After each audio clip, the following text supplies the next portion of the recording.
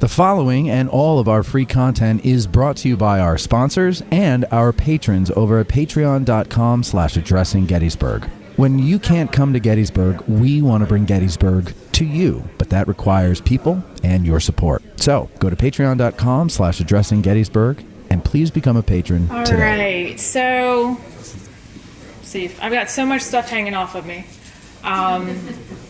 Technology makes your life easier, right?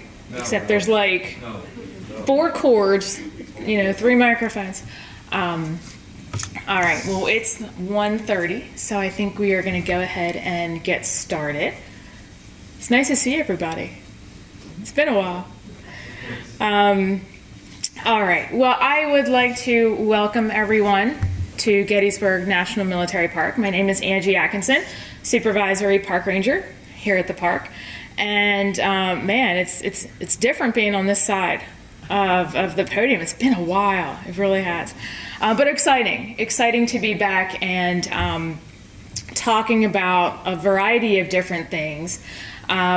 Today's presentation this is like the 4th iteration of today's presentation. So it was, pick a topic, find something, and I'm like, okay, cool.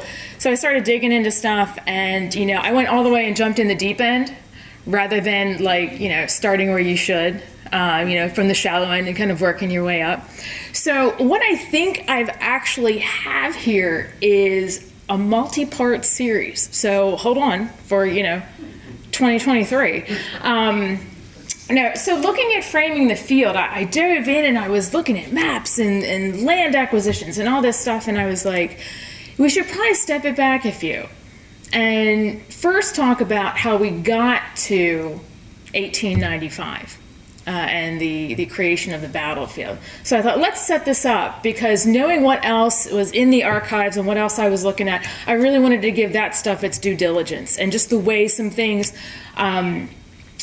were shaken out during the time I was putting this program together. I was like, okay, to really give that stuff its justice, its due, we're gonna hold that, but we're gonna give you a taste of it, and hopefully reel you into part 2, maybe even part 3. We'll see how far it goes.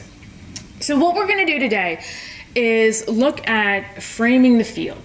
When we go out into the battlefield today, we see a picture in our mind, and I think for many of us that picture has been something that's been around for a long time.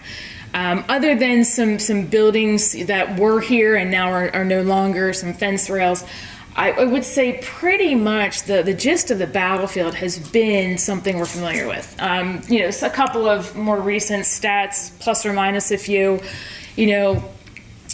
over 6,000 acres, 1,300 monuments, many of which you've driven by, many of the acres you've traversed by vehicle, by bus, by foot, many of you.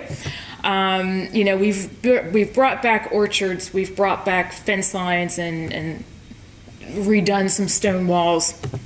Historic structures are always a challenge because of the maintenance of them, but nonetheless, we have a number here on the battlefield. But one of the, as we look at that picture, and obviously a very modern view, as you peel back the layers, how did we get to this point where we are looking at these orchards, at these fences? How did this land even come to be held by the federal government? So we'll start with that as we begin to look at the framework of what would eventually become Gettysburg National Military Park. Now, many of you will potentially recognize these faces, and it all really starts, kind of literally the day after the battle. So we're going to have 2 gentlemen. We're going to have David McConaughey and David Willis. Now, McConaughey is a local to Gettysburg. He is a pivotal force in organizing something called the Gettysburg Battlefield Memorial Association. He's from a prominent Adams County family. He's attended Gettysburg College, eventually graduated from Washington College, what is now Washington and Jefferson College, where his uncle was president. He studied law under Thaddeus Stevens and would eventually become an attorney. He served as president and chairman of the Evergreen Cemetery from roughly 1853 to 1863. 1853 when the town cemetery was started, shortly before the battle, 10 years before the battle. And he would oversee the construction of that famous gatehouse, that arched gatehouse that we see in a number of photographs of Cemetery Hill. David Willis, the gentleman to the right there, attended Pennsylvania College, now Gettysburg College, and by 1854 was an attorney and superintendent of Adams County Schools. He's going to have a number of accomplishments. He'll end up becoming part of the borough council. He becomes a judge. He serves on numerous boards of directors, including the Bank of Gettysburg. And what's going to happen here is you have kind of a competition. Let me actually back up. A competition. This big battle has happened over the course of 3 days. This momentous event. Keep in mind, most of the fighting, as we say very frequently, has been in the South, in the state of Virginia. It's not been in the North, above the Mason-Dixon. And this is one of these moments where the North is rattled. There's a significant 3-day engagement, over 160,000 troops. There's destruction. And there's going to be kind of this imprint left, not only, on the citizens of Gettysburg, but farther and wider. And there starts to be this idea that something has to happen. And I think it's a very basic thought at first. The very basic thought is, what do we do with the men left on the field? The dead, of course, and then you have the injured that are convalescing in homes and in field hospitals, and then eventually the more formal Camp Letterman. Governor Andrew Curtin is going to visit the battlefield shortly after the fighting, and he sees this. He witnesses this destruction, this devastation, destruction of property, and he goes to the hospitals. And what he sees is, pretty much unlike what he's seen before. Those soldiers of varying degrees of injury. By July 24th, David Willis had written Governor Andrew Curtin. And he was really writing him kind of pleading for the necessity of what to do with the men still on the field. He would say, quote, "Propriety and actual necessity of the purchase of a common burial ground for the dead, now only partially buried over miles of country around Gettysburg." He's basically asking, what can we do? We need a place, a final resting place for these individuals. He was looking for that appropriate piece of ground. Where can we put these individuals? Because keep in mind, again, while we look at this as very serene and pastoral grounds, these were working farms. These were sustenance farms for individuals, and it's part of people's daily lives. And now you have men strewn from one end of the field to the other. And so it wasn't just a matter of, go put them in the back 40.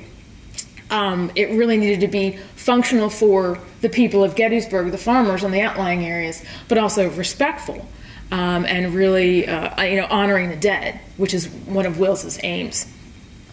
So where can he find ground appropriate for this? Well, he's going to look to a high piece of ground, a hill.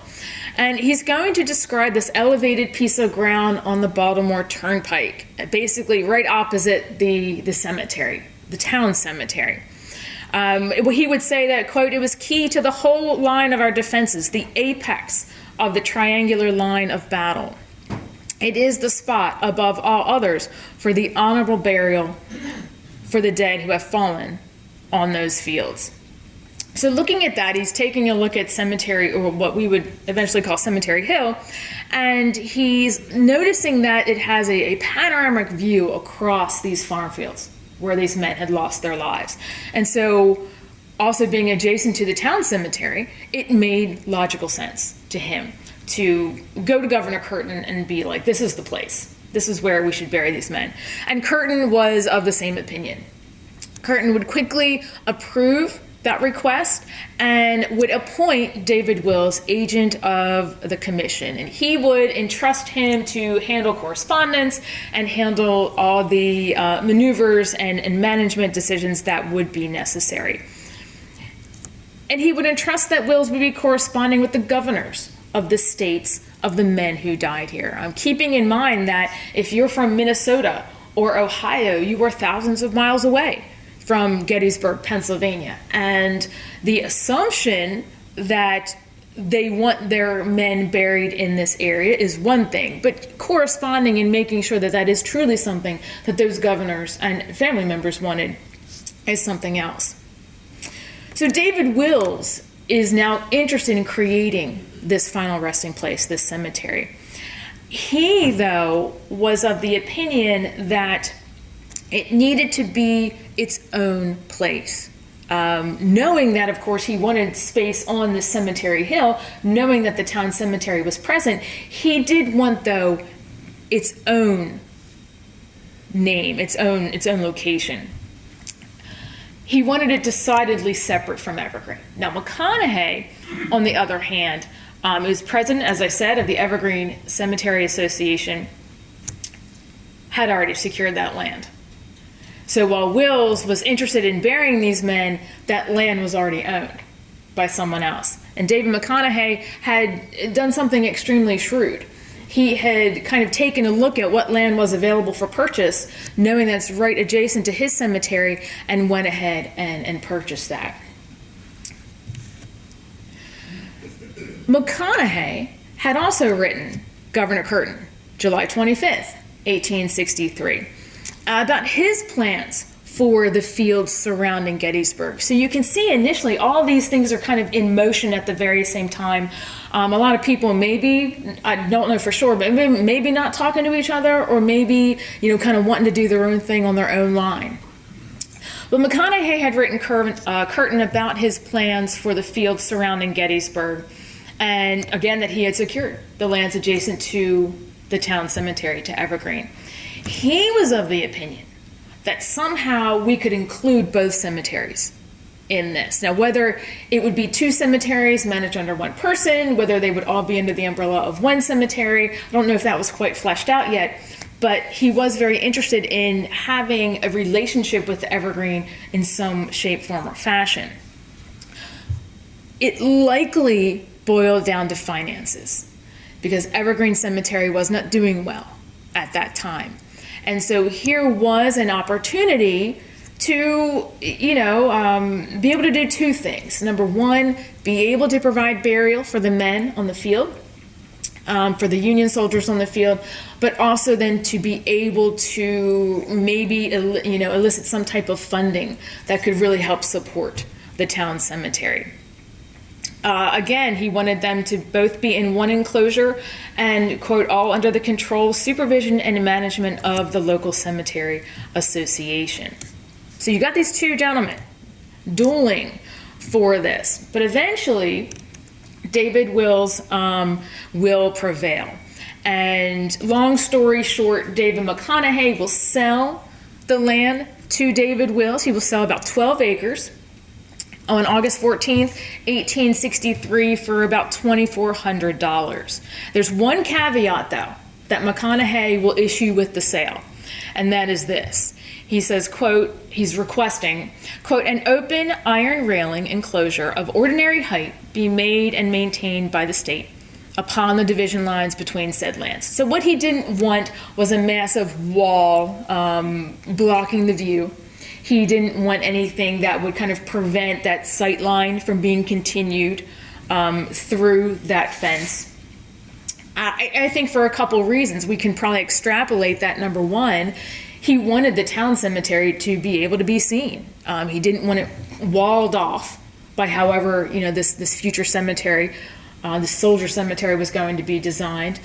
Number two, in the background, he's doing a couple other things, and I think he does want to keep that view open, not only for people to see his cemetery and as a potential, alternative or option, I should say, for, when their time comes, but also he wanted to gather these very prominent places on the field. He wanted to purchase and highlight all these different locations so that wall would interrupt that view shed. So he did want to make sure that there would be some sort of continual view, unbroken view in between the two cemeteries. Willis is amenable to that. That's fine. It still accomplishes what he wants to have done. It still provides him the opportunity to create this final resting place for the Union dead.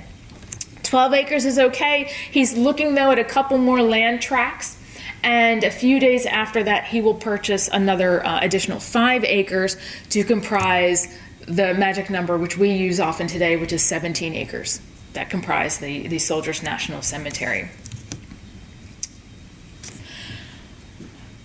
By August 19th, as I had briefly mentioned a second ago, David McConaughey is still kind of moving with this very big and bold idea of capturing, owning the highlights from the battlefield. Whereas Willis is kind of on one track to deal with burials and respect and honor for the Union dead and creating a final resting place, McConaughey has a little bit of a bigger picture going on. I don't know if Willis was thinking along those lines too, or if he really was just satisfied with the cemetery. But Willis is definitely has articulated this larger and bigger look to this project.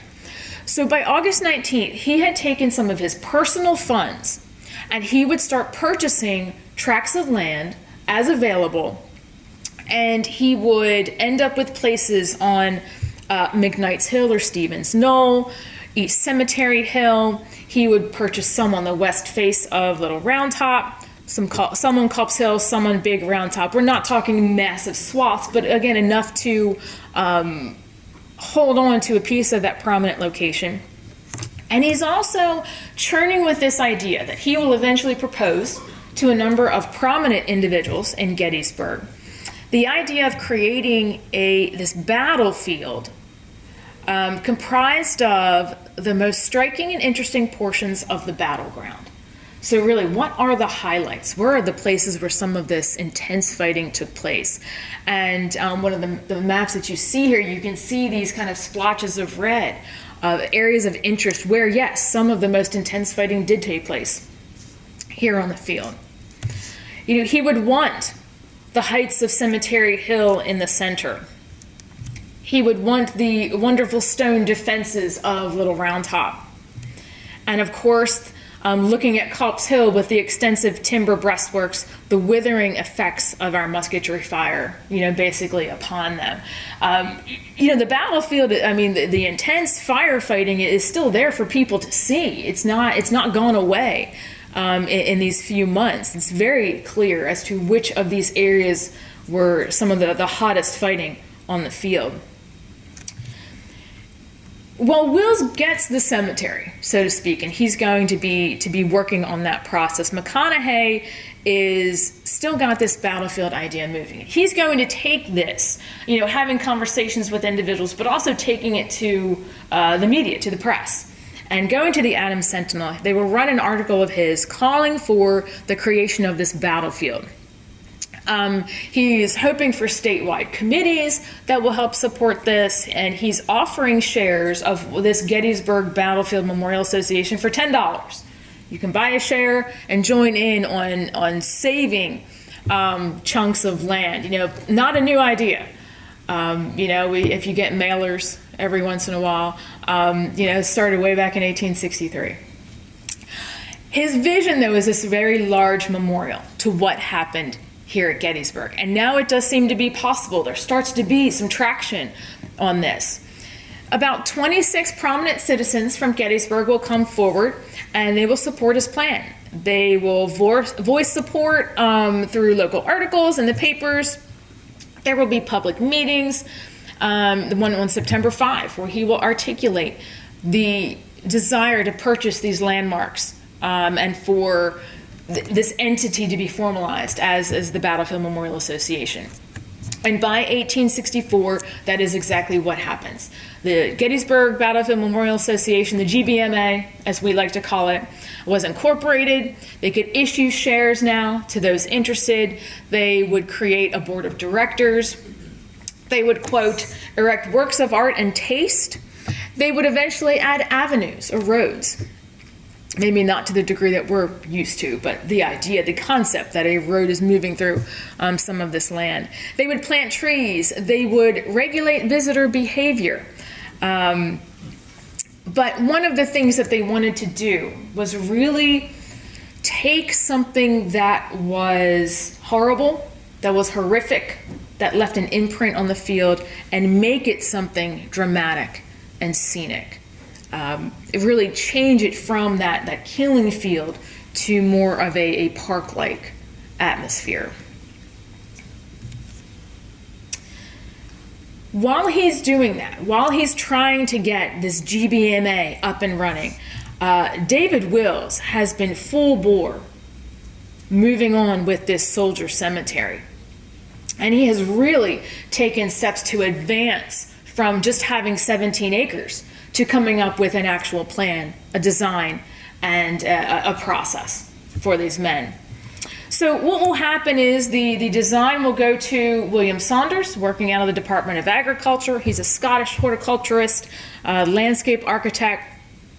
Eventually, he will come up with a design, which I think we're familiar with, in arch fashion, where there are individual state plots laid out amongst that arch. And the size of the state plots are relative to the number of losses that they had. So the more an individual lost, or the more a state lost, requires a longer, broader arch. And so those would be on the exterior of the arch. And the more interior, the smaller arches were those that lost the fewest.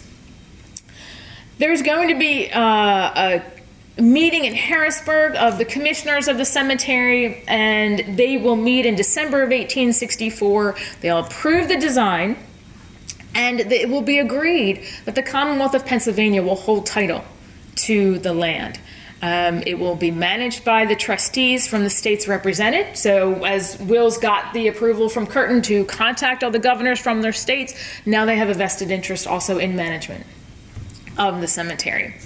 And they will be able to receive monies from the states that will do so through appropriations, and this will help remove and reinter the dead and to complete eventually the National Cemetery and its design. And then a fund to be created for the care of the cemetery. Basically, again, all these 12 commissioners from 12 different states represented are going to be in on looking at and approving any designs, any additions to the National Cemetery. So what will start to happen? As we said, the state of Pennsylvania becomes the caretaker of the cemetery, and work commences. So they will begin building walls. They will begin to look at that fence. Remember that the see-through fence that was the caveat for the sale of the land from McConaughey. They will look at entrance gates to be designed, may or may not have been completed by 1864. There was going to be a lodge for the cemetery for some of the caretakers. And of course, the ground within, it being a construction project, open graves would eventually have to be sodded over to commence in the spring of 1865. They're still going to work on articulating components of the cemetery, though. This all comes out of Will's annual report, work on the walls, the fence, but things are still kind of coming to fruition. There are still design elements that they are going to examine and add, and not everything that was initially proposed will actually end up being in the Soldiers' Cemetery. There was an idea for a monument. A large monument in the cemetery, the Soldiers' National Monument. This one was having a little trouble gaining support and gaining traction. They had received a number of designs. They had sought out a number of designs, but the states had not fulfilled their obligations to send in the funds to help support the Soldiers' National Monument. I mean, this was for all of the men buried in the cemetery. So at this point, the board of the Soldiers' Cemetery is going to request an appropriation from Congress for about $50,000. It goes to the Committee on Military Affairs and Militia, where it's rejected. It's probably one of the most passive-aggressive rejections I've read in a long time. So here's what they will say. The committee will say, quote, The erection of a suitable monument at Gettysburg to perpetuate a grateful remembrance of the brave men who gave up their lives on that battlefield in the cause of Republican constitutional liberty, and to stand as a historic commemoration of the most sanguinary, decisive, and brilliant struggles that have crowned the valor of the federal armies in the present war, is alike a duty and a privilege. A duty appealing to the highest instincts of the patriot, and a privilege which every loyal American should feel proud to share. Basically saying, we're not going to appropriate the money, y'all have to get it together and get your funding in. And they will eventually do that. By the spring of 1865, the grounds had been graded and they are going to be prepped for ornamental plantings. Now, this is one of the areas where the cemetery looks a lot different today than it did back then. They'll be prepped for ornamental plantings. They will be prepped for headstones. The headstones originally proposed to be marble, but that was found to be maybe not the best of stones, a little bit too soft and quite expensive, actually. And that was shifted to a more cost-effective granite. And they, in the spring of 1865, were in the process of being set. November, most of the work had been complete, and the foundation of the Soldiers' National Monument was in the cornerstone laid in July of 1865. They were working on placing down macadam for some of the roads, and a number of laborers have been toiling away at that. By 1866, the commissioners finally accept a proposal from J.G. Batterson to erect the Soldiers' National Monument, as sufficient funds have been accumulated to the tune, and the contract let for $47,000. So pretty close to that 50, but not quite. By 1866, Wills issuing another yearly report that he was required to do.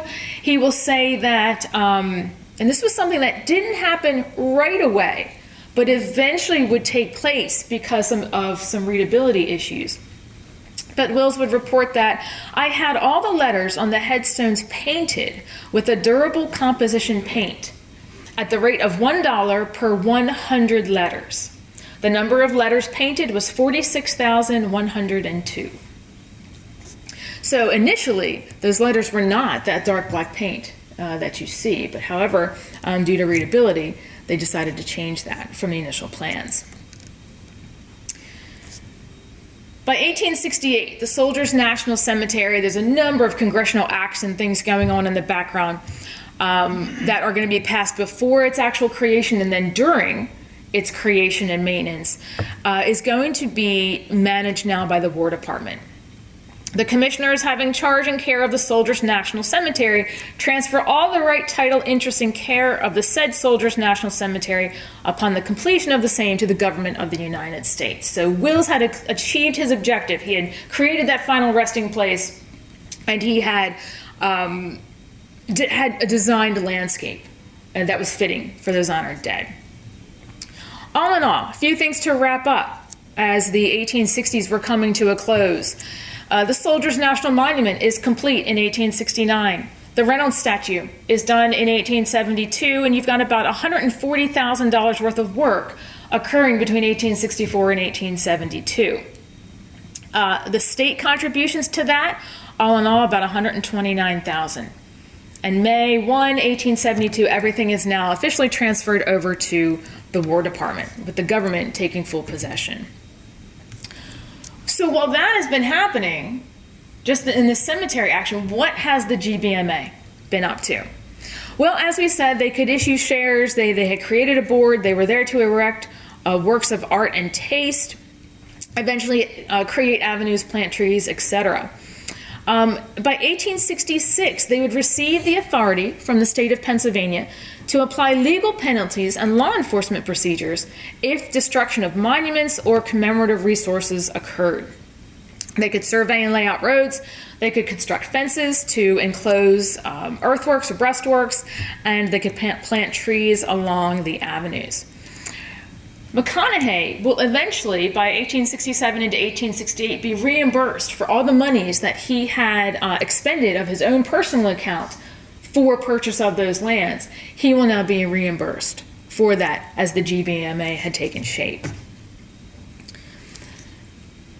And some familiar faces return back to the battlefield. General Warren comes back to survey in 1868 and 1869 to record an official map. In the same year, the GBMA is actually going to host a reunion of Union officers over the course of 6 days, but things are going to slow down for them. Unfortunately, for a number of reasons unknown, they are going to wane in holding their meetings. They're not going to have the participation that they had hoped, but over the course of the records, there really isn't another meeting until 1872. They will elect some officers, it looks like. Most officers and directors, about 50% of the membership of the GBMA being local here to Gettysburg. McConaughey will actually be appointed counsel to the GBMA, and he will take a $1,000 annual salary. And one of the things that the GBMA will try to do in order to kind of continue with this park-like atmosphere is request condemned ordinance that was used during the American Civil War. Request this ordinance to be brought to the battlefield, again, to help in the design and the display. And Congress will assist them with that. In March of 1873, they will pass legislation to donate these condemned cannon and ordnance, and they will be placed along the various parts of the field that McConaughey had purchased. Stevens Knoll, East Cemetery Hill, Little Round Top. And the GBMA would actually get a good number of things donated to them, but they didn't quite have maybe the manpower or the location for all of them. So they're actually going to stockpile them until they have a better plan for where they can be used. And as I said, the National Cemetery, the Soldiers' Cemetery, is taking off and doing well, been transferred to the federal government, seems to have accomplished its objective, but the GBMA is struggling. People attended meetings erratically. There seemed to be no consistent attendance. There were no board meetings between 1874 and 1879 for about 5 years. And the organization itself was in financial distress. McConaughey, to the point where he would decline his annual salary of $1,000 a year. And by 1879, they're assessing their position and realize that their finances and their assets are in trouble. And they're trying to re-energize membership, but they are, at that point, $165 in debt. Around the same time, about 1878, the Grand Army of the Republic, the GAR, is going to hold an encampment weekend on East Cemetery Hill. And there's going to be a gentleman, John Vanderslice of Philadelphia. He is the department commander, and he's kind of feeling things out and seeing that the GBMA is not really in a great position to continue the work. And you've got these veterans organizations coming back to the field, and then they're seeing the areas where they fought, and I think they saw some potential here. So Vanderslice is going to encourage members of the GAR to become active in this GBMA. By 1880, shortly thereafter, they will start purchasing numbers of shares and own over 100 at that time. And they will end up becoming a majority stockholder in the GBMA and helping to make decisions. Elections for the 1880 GBMA board saw a significant shift from the local to the non-local, to GAR members. And with this, and kind of this gaining of traction now, the selling of GBMA shares was able to pull them finally out of debt. And by 1880, by July 2nd, 1880, there starts to become a convergence of these two entities. For so long now, Willis and McConaughey had, I'm sure, crossed, in their daily paths in Gettysburg, but nonetheless, these projects had kind of been on their own paths, their own roads. And here we finally start to see them potentially coming together, because they really kind of were, maybe they didn't articulate it, but they really were serving some of the same purposes. The GBMA held areas and the cemetery will converge, and Sergeant Nicholas Wilson, superintendent of the cemetery, was now appointed as the general superintendent of the grounds held by the GBMA. And one of his first tasks was to work on repairing the roads. The GAR is going to continue with those encampments through the course of the next couple of years, and even Congress would get involved with authorizing some appropriations to provide tents and accoutrements via the Secretary of War. Vanderslice will eventually resign as director of the GBMA, and in comes a gentleman named John Batchelder, known as the historian of the Battle of Gettysburg. He had worked on a map project which was completed and approved by the Secretary of War in 1876. And he was authorized money for various studies across the field, and he was charged with a provision for compilation and preservation of data showing the various positions and movements of troops at the battle, illustrated by diagrams. And this was going to be sent to President Garfield in 1880. And like I said, thus considered one of the first historians of the Battle of Gettysburg. Batchelder runs into a couple of things where, some of this work is not either completed and or printed. Much of the work that he is going to do at the same time is paralleling this official government document, which we will eventually know as the official records of the War of the Rebellion. By 1881, the GBMA appointed a committee to obtain funds from the state to continue purchase of land, to make improvements, to continue to lay out avenues, and to make the battlefield more accessible to the public. It's apparently, as veterans are returning to the field, as time continues on, those veterans return less frequent and less frequent. And so there needs to be a shift to bringing in the public to see what happened here at Gettysburg. They wanted some of the roads that they wanted to open up. One of them they wanted to start up by the Taneytown Road and headed down toward Little Round Top. Sounds familiar. To the point of being 60 feet wide, and at some important points it would be 300 feet wide. But in order to do this, they would have to talk with landowners who own property. Keep in mind, again, what we are familiar with as being owned by the government was private property through and through, and they are trying to place a road through some of these areas. And many of these individuals were not necessarily forthcoming with the go ahead and put a road right through my farm field, because of course they would lose money. They would lose money for livestock pasture, they would lose money for any grains that they were planting, etc. And so the GBMA is going to be one of the first to start to look into this condemnation proceedings. Basically, can we take this ground over through legal channels, of course, not necessarily by force, depending on how you look at it, but can we take this ground over for, in a sense, the public good?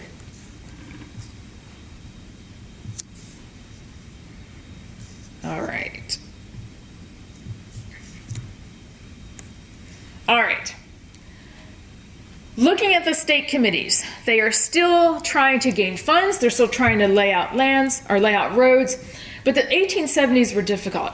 Come the 1880s, however, this was a boon for the GBMA. They would find there was more work done, I think, in the 1880s than they could have imagined. So what will start to happen? Through the course of that decade, they are going to see a number of things take place.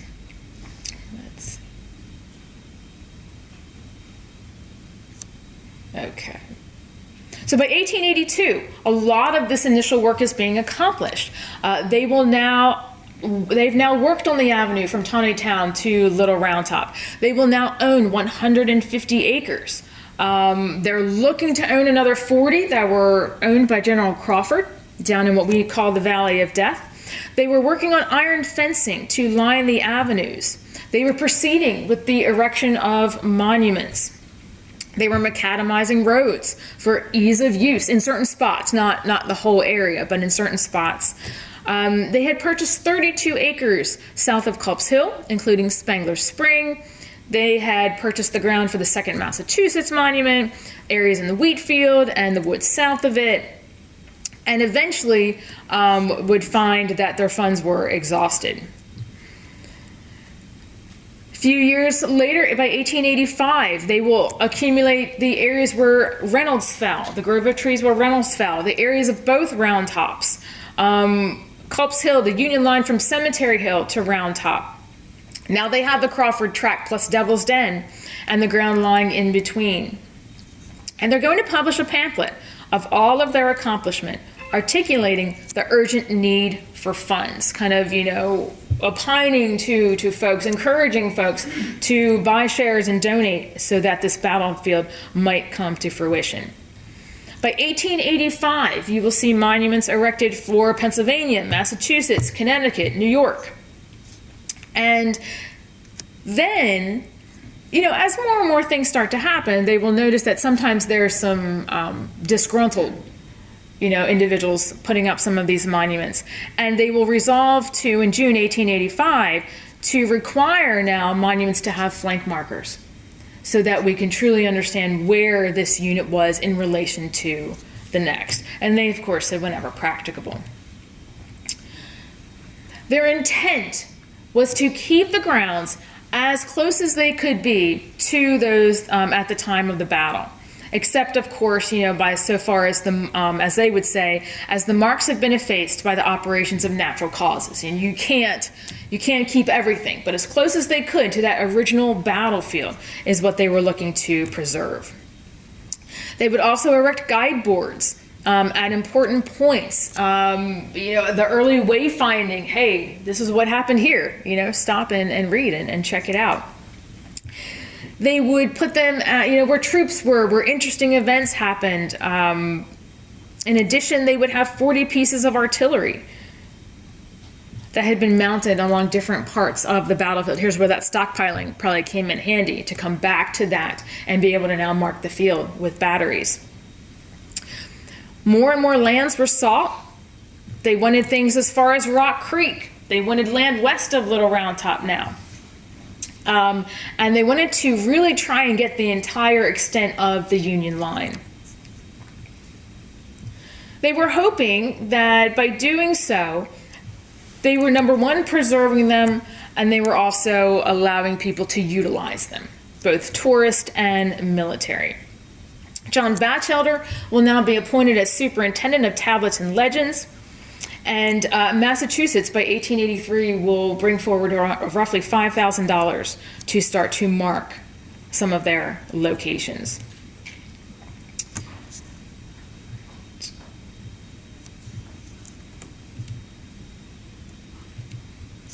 Let's see, there we go.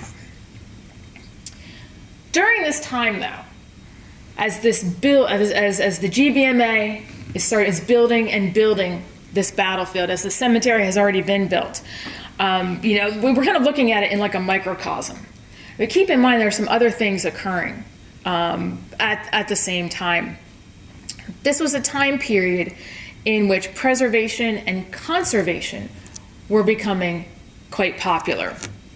And it's interesting that things start to coincide where out west, these natural places, these natural areas of importance are also gaining traction and gaining legislation to protect them as well. So a very interesting balance between graphic kind of war and carnage on one hand, but then natural beauty on the other.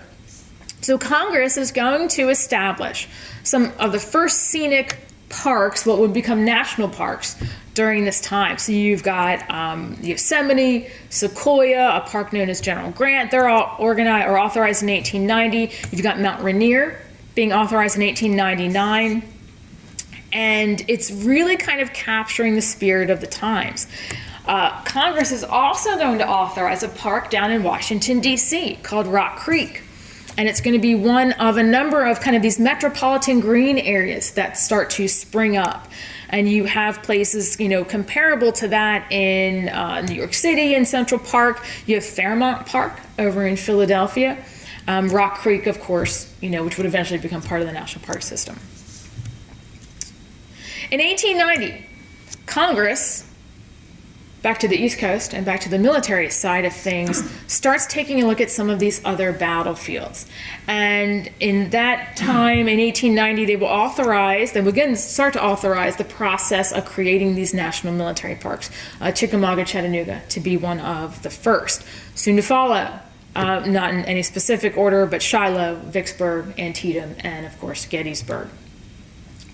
There will start to be bills in the 1890s sent forward to Congress to try and start an idea of bringing now this Gettysburg area into federal hands.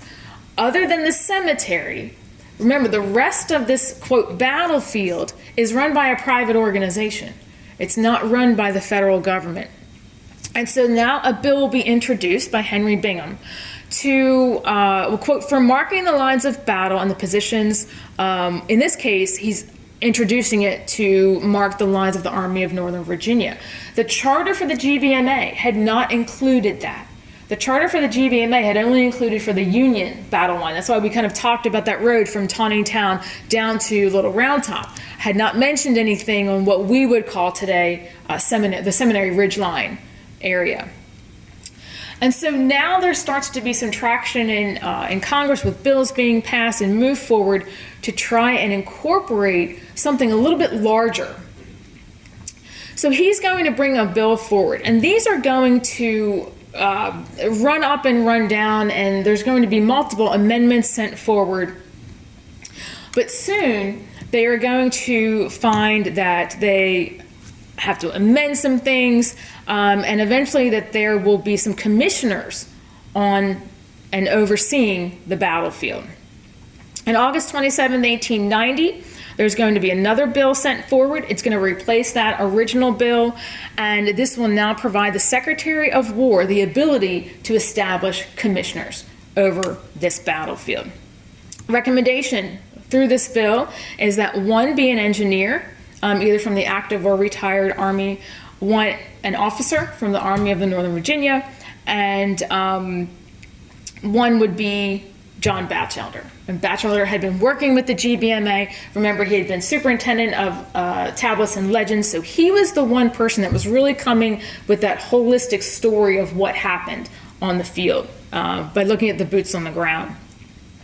There was concern, though, with Batchelder kind of being the only person that had that sort of history, but long story short, they would begin to realize that he was the only person that had that history. There was really no one else that had gone to the level and to the depths of research that he had done by talking to veterans, by taking groups out over the field. Eventually, the Sundry Civil Appropriation Act passes on March 3rd, 1893, and now the Secretary of War can authorize a battlefield commission. Secretary of War Lamont would appoint 3 commissioners, John Batchelder, John Nicholson, and William Forney. People had thought Batchelder was going to get the chair of the commission. He did not. Forney will be active yet inactive. He's quite ill during his short tenure on there. They will eventually be appointed a 4th member, an engineer, Lieutenant Emor Cope. He was a Gettysburg veteran, lived in Chester County, fought for the Pennsylvania troops. And I just lost my thing. And he will start to record and make a number of the maps and the blueprints that you see today.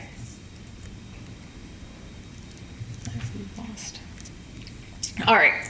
One of the things that will occur in the interim is, and one of the things that will kind of propel the story of Gettysburg National Military Park, is this thing called the Gettysburg Electric Railway. So while David McConaughey was purchasing land, while then this commission comes along and they will continue to buy up parcels of land, the reality is that within private sales, a number of things were starting to happen on the field. There were dance halls, there were various souvenir shops, and there was this thing called the Electric Railway. It's a program in and of itself, and I think it's been done.